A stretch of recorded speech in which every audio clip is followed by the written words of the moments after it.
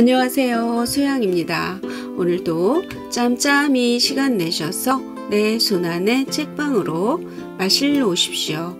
띵동, 구독, 좋아요, 알람 설정이 도착했습니다. 가끔 삶이 힘들거나 버겁게 느껴질 때면 나보다 먼저 인생을 살아본 누군가에게 지혜로운 조언을 얻고 싶다는 생각이 들 때가 있지요. 훌륭한 멘토의 한마디는 어떤 이의 인생을 바꾸기도 합니다.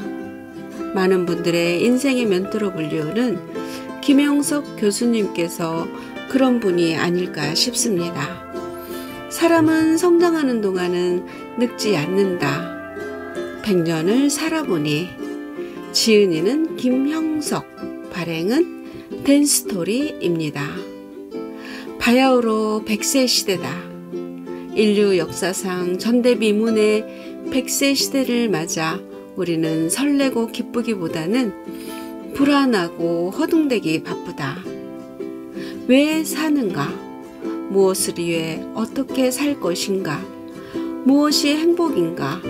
남은 인생을 어떤 인생관과 가치관을 갖고 살아야 할지 막막하기만 하다.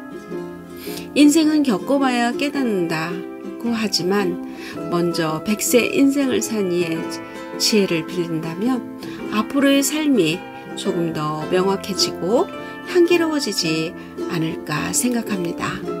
1960년대 초대형 베스트셀러 영혼과 사랑의 대화의 저자이자 삶을 관통하는 철학적 사유로 우리를 일깨우는 시대의 지성이며 97세의 나이에도 왕성한 저작 및 강연 활동을 펼치고 있는 영원한 현역 김영석 교수가 스스로 살아본 인생을 돌이켜 깨달은 삶의 비밀들을 인생 후배들에게 다정하고 나지막한 소리로 들려줍니다.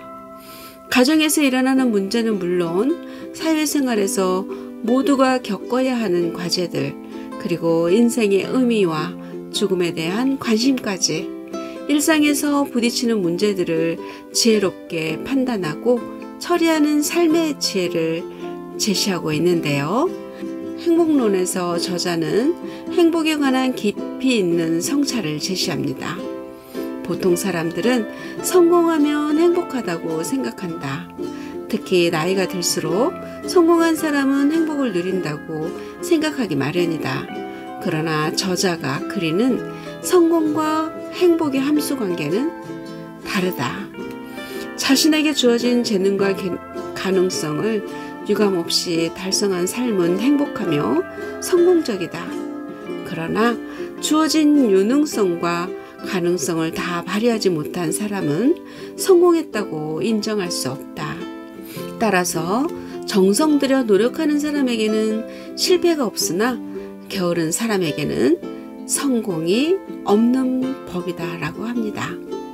제3부는 우정과 종교에 관한 이야기입니다. 저자는 1960년대 운명도 허무도 아니라는 이야기라는 책을 펴냈는데 당시에는 인생은 운명도 허무도 아니라는 생각이었다. 그러나 긴 세월이 지난 지금에는 둘 다 아닌 또 하나가 있었던 것 같다고 고백합니다. 바로 섭니다. 이 같은 깨달음은 친구들을 통한 우정의 사건들에서 얻은 것입니다. 제5부는 노년의 삶에 대한 이야기입니다. 100년을 살아보니 인생의 황금기는 60에서 75세라고 말합니다. 그러나 저자와 그에 가까운 친구들은 그런 생각을 버린 지 오래다. 노력하는 사람들은 75세까지는 정신적으로 인간적 성장이 가능하다는 것을 몸소 체험했기 때문이다. 늙어서도 행복하게 살 권리가 있고 후배와 후손들의 존경을 받아야 할 의무도 있다. 늙는 것은 누구의 잘못도 아니지만 노년일수록 존경스러운 모범을 보여야 한다. 노년기에는 무엇보다 지혜가 필요한데 그 지혜라는 것은 늙으면 이렇게 사는 것이 좋겠다는 모범을 보여주는 것이다. 내가 푸대접을 받았어도 상대방을 대접할 수 있는 인품, 모두의 인격을 고귀하게 대해줄 수 있는 교양, 그 이상의 자기 수양이 없다고 노 철학자는 말합니다. 저자는 말합니다. 인생은 늙어가는 것이 아니라 익어가는 것이라고. 돌이켜보면 힘든 과정이었지만 사랑이 있는 고생이 행복이었다고. 그리고 고백합니다. 그것을 깨닫는 데는 90년이 걸렸다고. 자, 그럼 책 속으로 들어가 보겠습니다. 내 손안의 책방과 함께 즐거운 시간 되세요. 구독, 좋아요, 알람 설정은 사랑입니다. 행복과 성공의 함수관계. 많은 사람들은 행복과 성공은 동전의 양면과 같이 공존한다고 생각한다. 특히 나이 들수록 그런 사실을 인정하게 되며 남성들은 여성들보다 더 그런 현실을 인정한다. 실패한 사람에게는 행복이 없고 성공한 사람은 행복을 누린다는 사실이다. 성공은 무엇이며 실패는 또 어떤 것인가 하는 물음은 남겨두기로 하자. 다른 하나의 행복론과 같은 비중을 차지할 수도 있겠기 때문이다. 그러나 성공과 실패의 객관적 기준은 있다. 나에게 주어진 재능과 가능성을 유감없이 달성한 사람은 행복하며 성공한 사람이다. 그러나 주어진 유능성과 가능성을 다 발휘하지 못한 사람은 성공했다고 인정할 수가 없다. 60의 유능성을 타고난 사람이 65나 70의 결실을 거두었다면 성공한 사람이다. 그러나 90의 가능성이 주어졌음에도 불구하고 70의 결과에 머물렀다면 실패한 사람이다. 밖에서 볼 때는 같은 70이지만 그 자신의 삶의 가치를 따진다면 성공과 실패는 달라지는 법이다. 그래서 정성 들여 노력하는 사람에게는 실패가 없으나 게으른 사람에게는 성공이 없는 법이다.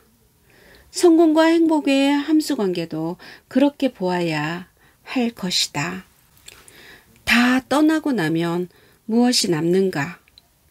나이 들면 새로 생기는 것이 더 많을까?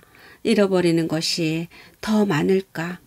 50이 넘으면서부터 신체적으로는 잃는 것이 더 많은 것 같다. 건강에도 이상이 생기기 시작하고 갱년기 증상도 뚜렷해진다. 기억력의 쇠퇴도 어쩔 수 없는 변화다. 이성 간의 욕망과 기대도 약화되는 것이 자연스러워진다. 그대로 남는 것이 있다면 소유에 대한 욕망이다. 명예욕도 그중 하나이다. 다른 사람들이 유명해지는 것을 보면 나도 그렇게 되고 싶어진다. 재물에 대한 소유욕도 있다. 남들이 외제차를 타면 나도 무리해서라도 외제차를 갖고 싶어진다. 권력과 지배욕도 그 하나이다. 내 선배 교수 한 사람이 장관이 된 적이 있다. 며칠 전까지는 그렇지 않았는데 친구나 후배를 대하는 태도가 달라지는 것을 보았다.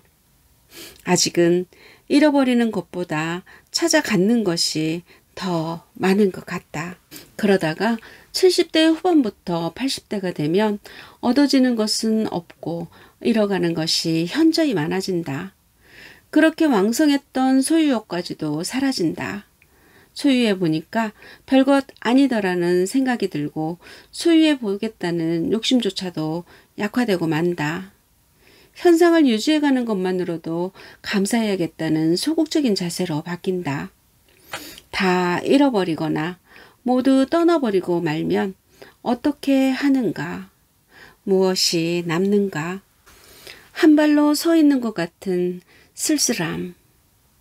내 제자 중에 하나가 부인을 먼저 보내고 혼자 지낼 때였다. 광화문의 약속 장소에서 만났다. 선입견을 가지고 봐서 그랬는지 참 안 되었다 싶은 생각이 들었다. 교수로 있다가 70대 초반에 혼자 되었다. 사별하고 얼마 안 되었을 때는 말하는 것이 이상했다. 한 번은 흠없는 사이이기 때문에 여건이 허락되면 재혼을 하라고 충고한 일이 있었다. 그러겠다고 대답은 했는데 뜻대로 안 되는 것 같았다. 80을 넘기고 말았다. 왜 그런지 그 제자가 한 발로 서 있는 것 같은 쓸쓸함을 풍기고 있었다. 옛날같이 단정한 옷차림도 아니었다. 나에게 자기가 쓴 책을 선사하고는 헤어져 갔다. 그 뒷모습이 실체이기보다는 그림자 같다고 느껴졌다. 남들이 보면 나도 그런 모습일지 모르겠다. 내가 84세 때 20년을 병중에 있던 아내가 내 곁을 떠났다. 그보다 7년 전에는 100세를 사셨던 어머니가 먼저 세상을 떠났다. 어머니가 가셨을 때는 두 어깨에 짊어지고 있던 쌀가마니 하나를 내려놓은 것 같은 허전함을 느꼈다. 슬프기는 했으나 고마운 마음도 있었다. 백수를 사실 때까지 건강하셨고 자식이나 손주들에게 짐이 되지 않았다. 그리고 병중에 있는 아내보다 먼저 갔으면 좋겠다고 말하곤 했는데 그렇게 되었다. 그러다가 아내마저 보내고 나니까 나머지 쌀 한 가마니까지 내려놓은 것 같은 느낌이었다.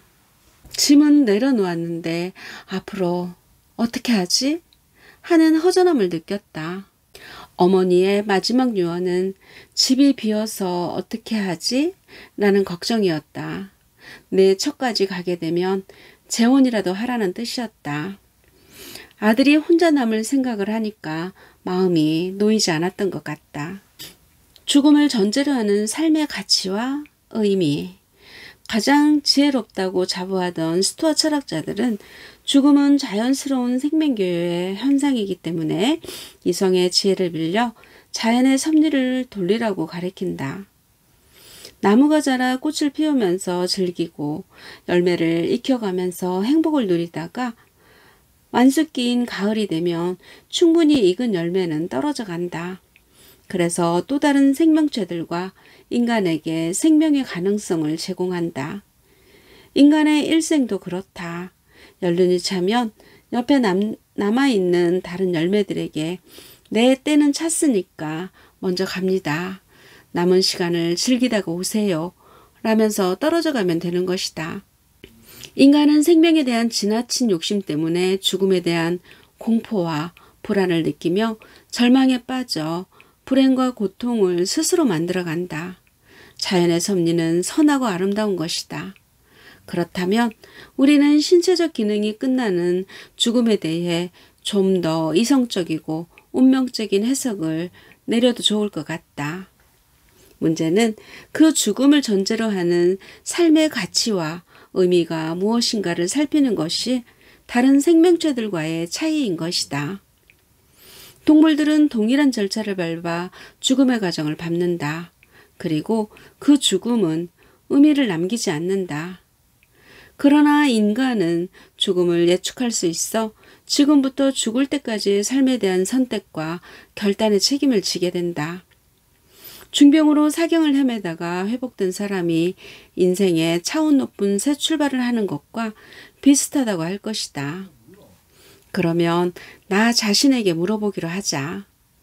조만간 죽음에 직면하게 될 테니까 앞으로 남은 시간의 빈 그릇에 어떤 삶의 내용을 채워가겠는가? 가장 행복한 사람은 지금 내가 하고 있는 일이 소중하기 때문에 그 일에 최선을 다하다가 유종의 미를 거두고 싶다고 말하는 것이다. 값 있는 인생을 살아온 많은 사람들이 그 길을 택할 것이다. 다른 점이 있다면 죽음을 예상하기 이전보다 죽음을 맞게 될 것을 알았기 때문에 더욱 최선을 다하겠다는 각오를 다짐하게 될 것이다. 로마는 왜 무너졌을까? 돈과 경제는 좀 더 인간다운 삶을 위한 수단이며 과정일 뿐이다. 돈과 경제가 인생의 목적이라고 믿고 사는 사람들은 그것을 소유하기를 원한다. 소유욕은 한계가 없기 때문에 자신은 물론 그 사회도 병들게 된다. 역사가들은 로마가 왜 무너졌는가 라고 물었다. 일을 적게 하거나 안 하고 부가 축적되었기 때문이다. 도덕성의 빈곤이 로마의 종말을 가져온 것이다. 개인의 경우도 마찬가지다. 일은 포기하고 주어진 유산으로 사는 젊은이들이 성공하거나 행복해지는 예는 없다. 한 가지만 더 추가하기로 하자. 돈과 부의 가치는 개인과 사회의 성장 단계에 따라 달라진다. 가난한 가정과 후진국의 빈곤층에게는 경제적 가치가 1차적인 선결 문제이다. 그러나 재정적으로 안정되거나 경제적으로 중산층이 형성되면 돈과 부는 이웃과의 공유에서 행복을 창출하게 해준다. 나누어 갖도록 되어 있다. 더불어 사는 경제관이다. 인생의 황금기는 60에서 75세. 노년기는 언제부터 시작되는가? 보통 65세부터라고 말한다. 그러나 나와 내 가까운 친구들은 그런 생각을 버린 지 오래다. 사람은 성장하는 동안은 늙지 않는다. 노력하는 사람들은 75세까지는 정신적으로 인간적 성장이 가능하다. 신체가 쇠약해지면 늙는다고 생각하는 사람들이 있다. 그 생각은 동물적이거나 생리적 관점이다. 신체적인 성장은 여자가 22세까지이고 남자는 24세까지라고 한다. 그 후부터는 서서히 하강하는 것이 신체적 과정이다. 그러다가 40대가 되면 성인병이 나타나기 시작하고 누구나 늙는다고 생각한다. 그러나 정신적 성장과 인간적 성숙은 그런 한계가 없다. 노력만 한다면 75세까지는 성장이 가능하다고 생각한다. 나는 후배 교수들이 회갑이 더 없다고 말하면 저 친구는 철도 들기 전에 회갑부터 맞이하네 라고 생각한다. 나도 60이 되기 전까지는 모든 면에서 미숙했다는 사실을 인정하고 있다. 내 선배 교수인 정석혜 선생이 한 번은 나에게 김 선생은 지금 연세가 어떻게 되더라? 하고 물었다. 내가 70대 중반입니다 라고 했더니 좋은 나이로구먼 하면서 부러워했다. 그래서 나는 오래전부터 인생의 황금기는 60에서 75세 사이라고 믿고 있다. 내가 1961년에 처음 미국에 갔을 때 가장 부러웠던 것은 인생은 60부터라는 말이었다. 백인 교수들은 모두가 그렇게 믿고 있었다. 지금도 우리 사회는 너무 일찍 성장을 포기하는 젊은 늙은이들이 많다. 아무리 40대라고 해도 공부하지 않고 일을 포기하면 녹수는 기계와 같아서 노쇠하게 된다. 차라리 60대가 되어서도 진지하게 공부하며 일하는 사람은 성장을 멈추지 않는 것이다. 모든 것이 순조로이 이루어지는 것이 아니다. 그러나 성실한 노력과 도전을 포기한다면 그는 모든 것을 상실하게 된다. 80쯤 되면 모든 사람은 두 가지 모습으로 나타나게 된다. 스스로 나는 행복했다고 인정하며 주변 사람들이 존경스러운 일생을 살았다고 평가해주는 사람들이 있다. 한편으로는 스스로 쓸모없는 인생을 살았다는 부끄러움을 깨닫는 사람이 있다. 사회로부터도 버림을 받았다는 자책감을 느끼는 사람도 있다. 나 자신도 과거를 돌이켜보면서 뒤늦게 발견한 인생의 교훈이 있다. 인생에서 50에서 80까지는 단절되지 않은 한 기간으로 보아야 한다는 생각이다.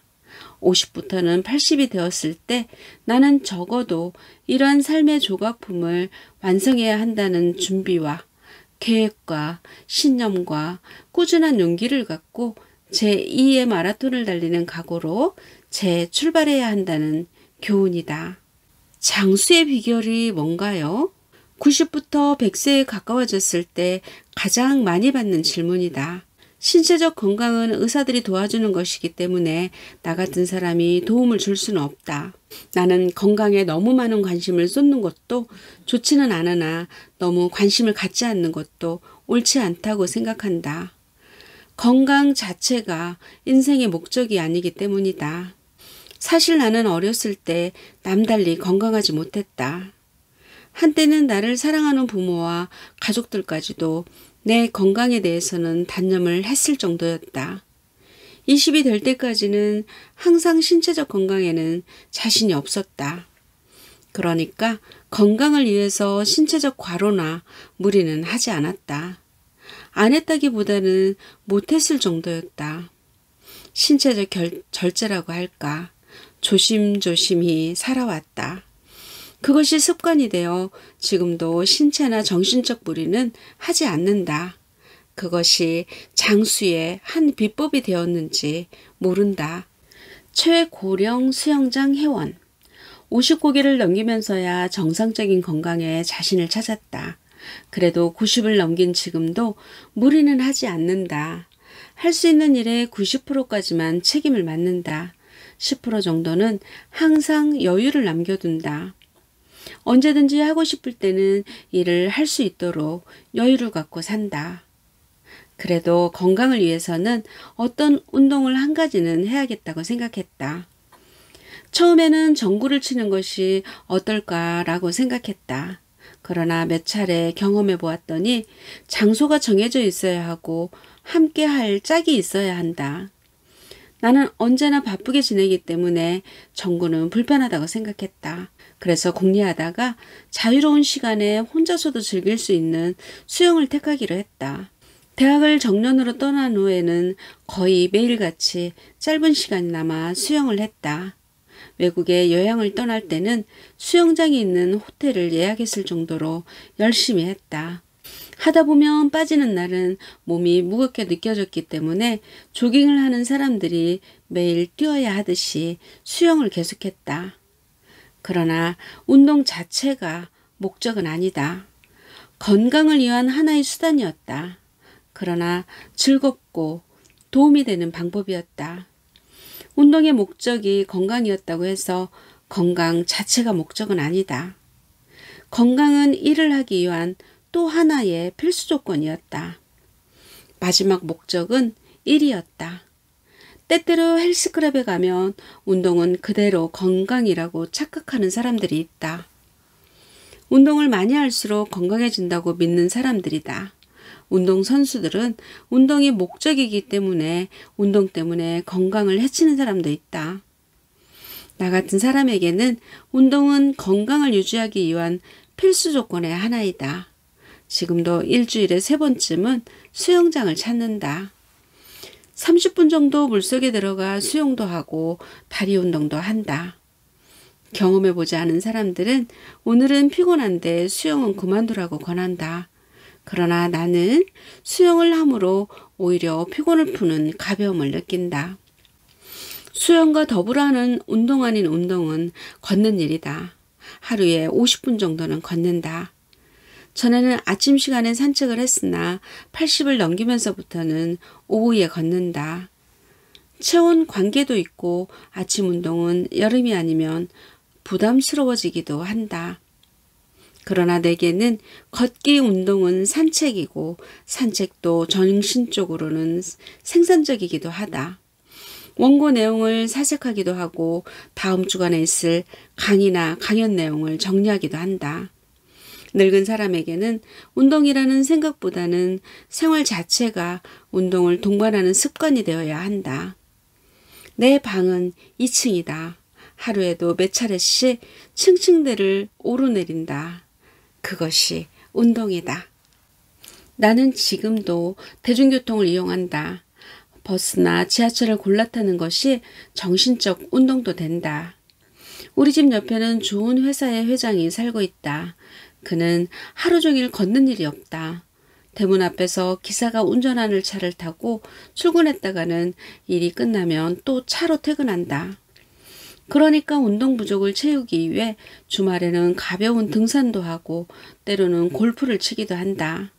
나는 그럴 시간이 없기 때문에 버스나 지하철을 타기 위해서라도 상당히 긴 거리를 걸어야 한다. 생활 자체가 운동인 것이다. 운동이 건강을 위해 필요하다면 건강은 무엇을 위해 있는가? 나에게는 일을 하기 위해서다. 운동을 위한 운동은 운동선수들의 몫이다. 건강을 위한 건강은 목적이 없지 않은가? 나에게는 건강은 일을 위해 필수적이다. 일이 목적이고 건강은 수단이다. 그래서 친구들과 비교해 보면서 누가 더 건강한가 묻는다면 대답은 간단하다. 누가 더 일을 많이 하는가 물으면 된다. 지금은 내가 가장 건강한 편이라고 믿고 있다. 내가 누구보다도 많은 일을 하고 있기 때문이다. 말하자면 나에게 있어서는 일이 건강의 비결이다. 그런 생각을 갖고 내가 아는 사람들과 존경하는 사람들의 생애를 살펴본다. 일을 사랑하는 사람들이 건강하고 장수하는 편이다. 건강해서 장수한다고 모두 생각한다. 그러나 그 사람들의 생애를 조사해보면 일을 많이 했기 때문에 그 건강도 유지했던 것 같다. 우리가 잘 아는 철학자 칸트는 80년을 살았다. 300년 전에 80까지 살았다면 장수한 셈이다. 그는 왜소하고 건강에 있어서는 열등색이었다. 산책 외에는 운동을 했다는 기록이 없다. 무엇이 그의 건강을 지탱했는가? 학문에 대한 열정과 일이었다. 어떤 이들은 칸트를 나귀와 같이 많은 짐을 지고 살았다고 평한다. 그러나 그는 무거운 학문의 짐을 지고 80평생을 건강하게 보냈다. 일이 건강을 유지해 준 것이다. 알베르토 수바이토 박사는 하루에 몇 시간씩밖에 수면 시간을 갖지 않았다. 정신적 일뿐 아니라 육체적인 일도 마다하지 않았다. 90을 넘길 때까지 일에서 손을 놓는 일이 없었다. 그가 마지막으로 프랑스에 있는 친구에게 보낸 편지를 보면 젊었을 때는 말할 필요도 없겠거니와 아프리카에 와서도 60년간 환자들을 위해 일할 수 있어 누구보다도 행복했다고 고백하고 있다. 건강이 일을 도왔는지 일이 건강을 도왔는지 묻고 싶은 생각을 해본다. 자, 여기까지입니다. 저자는 안 되는 것과 어렵더라도 해야 할 의무를 구별하는 기준이 필요하다고 합니다. 이때 무엇보다도 중요한 것은 뚜렷한 삶의 목표와 목적을 위한 확고한 신념이라고 합니다. 또한 건강의 전제 조건은 일이다 라고 합니다. 건강이 목적이 아니라 일이 목적이 되어 살다 보니 건강해지고 일이 즐겁고 보람을 느끼면 삶이 풍부해진다고 합니다. 사람은 성장하는 동안은 늙지 않는다라고 말씀하셨습니다. 육체는 늙을지언정 깨어있는 정신을 가진 사람은 오랫동안 건강하고 행복하게 살 수 있다는 말씀 마음속에 잘 새겨두어야겠습니다. 끝까지 시청해 주셔서 감사합니다. 오늘도 많이 웃으시고 행복한 시간 되세요. 안녕.